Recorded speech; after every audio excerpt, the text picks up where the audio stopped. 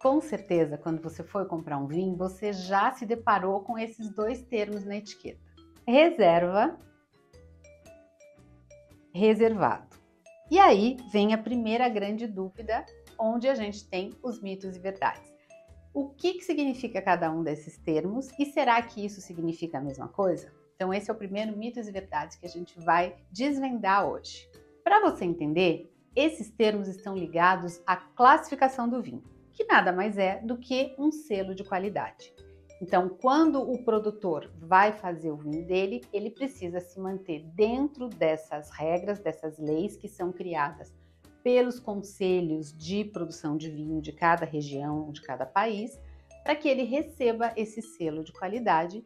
E você, como consumidor, também fica tranquilo, porque a partir do momento que você encontra esse selo no seu vinho, você sabe que ele passou por esse controle. Então, é legal, todo mundo fica feliz.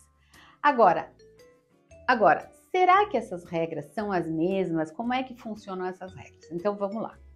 Cada país, cada região produtora de vinhos tem as suas regras de classificação.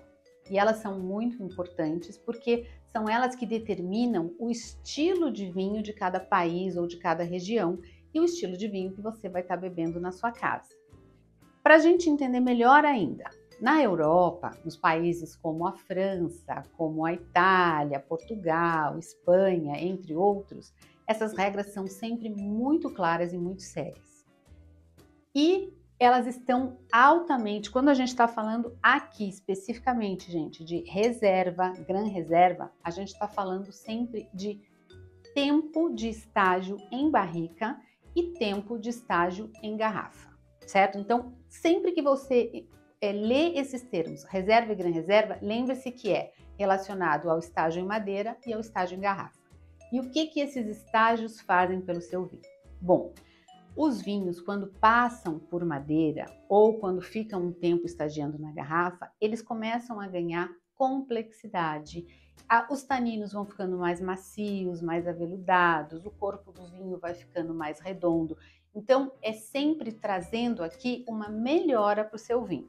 Então, quanto mais tempo determinada uva fica na barrica ou fica na garrafa, é que vai dar origem ao termo reserva e gran reserva. Já o termo reservado é um termo que foi criado pela indústria do marketing e não pela indústria vitivinícola. E ele não tem nenhum significado e não é legislado, ou seja, não existe nenhuma regra de classificação que diga que um vinho para ser reservado, precisa passar por madeira ou por garrafa. É simplesmente um termo que foi criado, inclusive é muito usado pelos vinhos chilenos, que dá a sensação de que você tem um vinho de qualidade, mas nem sempre isso é verdade. Então aqui está o nosso primeiro mitos e verdades.